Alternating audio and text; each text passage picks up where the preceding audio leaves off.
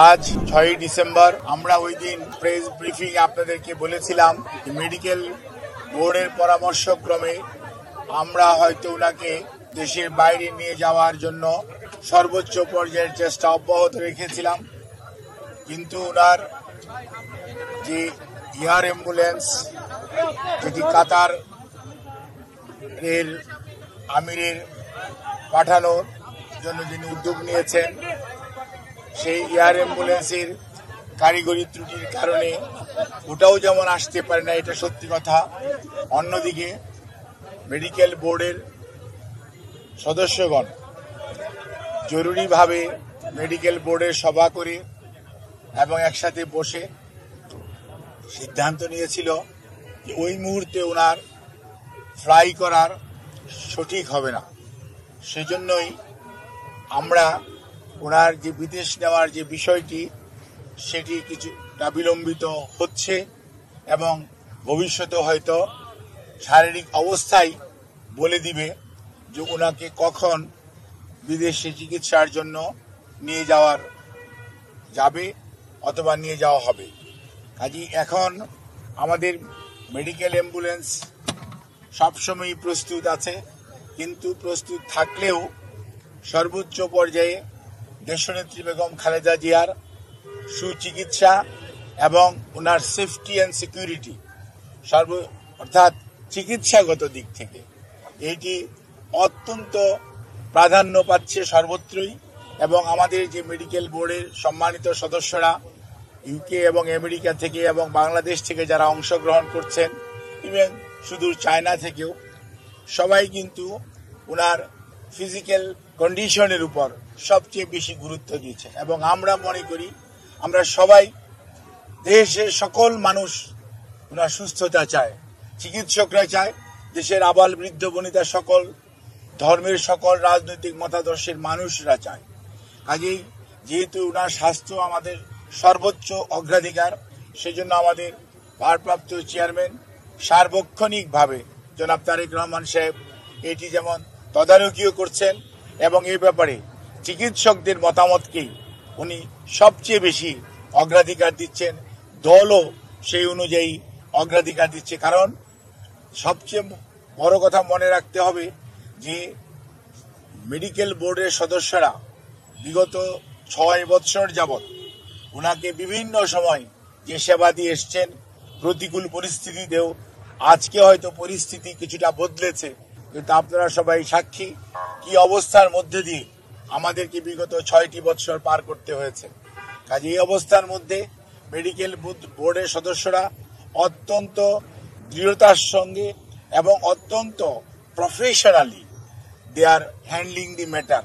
অর্থাৎ আমাদের যে এইখানকার যে শুধু যে দেশের চিকিৎসকরা এটার সাথে ইনভলভ তা ভাবার কোনো কারণ নেই। আমি সবসময় আপনাদেরকে মেডিকেলের সদস্যদের নাম সবসময় বলেছি, আমি আবারও আজকেও বলতে চাই যে আমরা প্রফেসর ডক্টর শাহাবুদ্দিন তালুকদার এখানে উনি আছেন, এখানে ডক্টর এজেড.এম. সালেহ আছেন, ডক্টর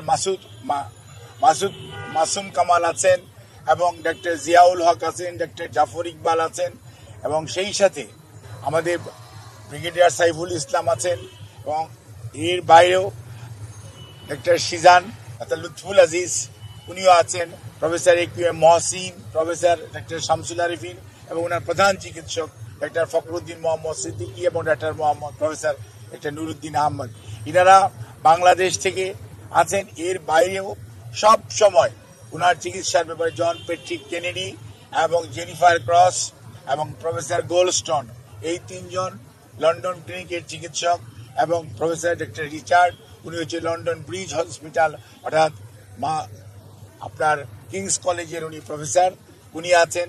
শাকিল ফরিদ পেপওয়ার্থ ক্যামব্রিজ যে কার্ডিওলজি সেন্টার সে এটার সাথে জড়িত আছে, এবং প্রফেসর গার্বি উনি হচ্ছেন একজন আপনার কার্ডিওলজিস্ট যিনি ভ্যালভুলার হার্ট ডিজিজ হ্যান্ডেল করেন, উনি এটার সাথে সম্পৃক্ত আছেন। এবং ইউএসএ থেকে প্রফেসর হাবিবুর রহমান লুলু এবং professor John Hamilton, professor doctor Hamid Rao, professor doctor Rafiquddin Ahmed, professor doctor Jorjis, এনারা কিন্তু ওনার চিকিৎসার সাথে সম্পৃক্ত আছেন।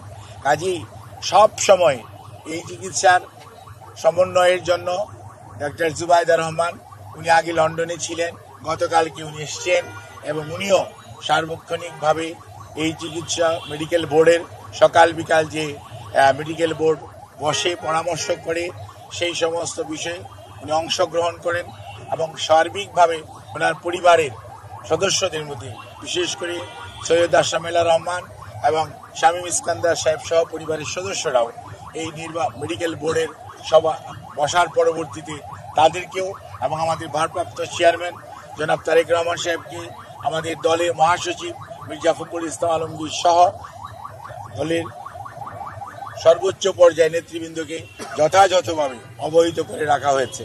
কাজে ওনার চিকিৎসার ব্যাপারে বিভিন্ন ধরনের সোশ্যাল মিডিয়াতে, আমি তো সোশ্যাল মিডিয়া দেখার সুযোগ হয় না, আমি দেখিও না, কিন্তু কোনো সময় অনেক গুজব শোনা যাচ্ছে বা অনেকে বেড়ায়। আমি সবাইকে অনুরোধ করব, দয়া করে দেশনেত্রীর এই প্রতি যদি আপনাদের শ্রদ্ধা এবং ভালোবাসার নিদর্শন স্বরূপ বিনীতভাবে অনুরোধ করব, আপনারা দয়া করে যে শর্ট ফ্যাক্ট এটার বাইরে কেউ গুজব ছড়িয়ে মানুষকে দয়া করে বিভ্রান্ত করবেন না এবং শুধুমাত্র আল্লাহ রাব্বুল আলামিনের কাছে দোয়া করেন, আল্লাহর অশেষ সহমতে সব সময় উনি এসছেও প্রতিকূল অবস্থা থেকে আল্লাহ ওনাকে সুস্থ করেছেন। আপনাদের সবার দোয়ায় আমরাও এবার এবং মেডিকেল বোর্ড অত্যন্ত আশাবাদী যে এবারও ওনার যে শারীরিক জটিলতা এটা থেকে আপনাদের দোয়া এবং আল্লাহর অশেষ মেহেরবানিতে ইনশাআল্লাহ দেশনেত্রী বেগম খালেদা জিয়া সুস্থ হবেন। আর বিদেশে যাওয়ার ব্যাপারে আমাদের সর্বোচ্চ প্রস্তুতি রয়েছে।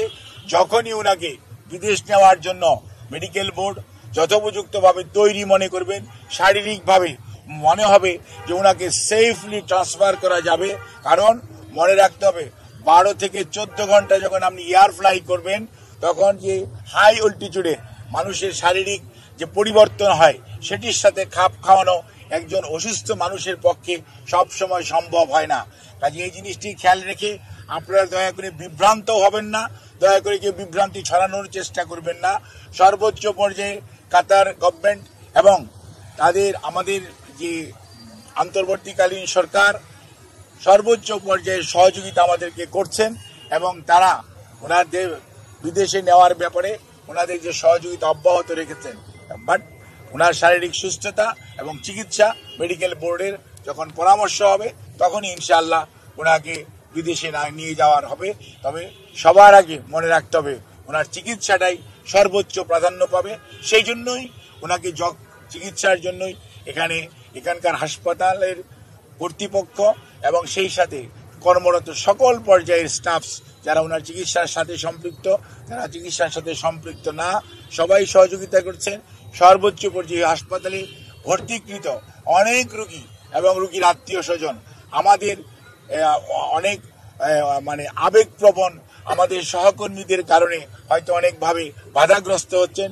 সেজন্য আমরা আপনাদের কাছে যারা একটু মনে কষ্ট পাচ্ছেন তাদের কাছে আমরা ক্ষমা প্রার্থী, আপনাদের সহযোগিতা চাই এবং সর্বোচ্চ পর্যায়ে আপনাদের সহযোগিতা ছাড়া আমরা সত্যিকার অর্থে ওনার চিকিৎসা কার্যক্রম অব্যাহত রাখা কষ্ট হবে। এই কথা বলি আমি আমার বক্তব্য শেষ করছি।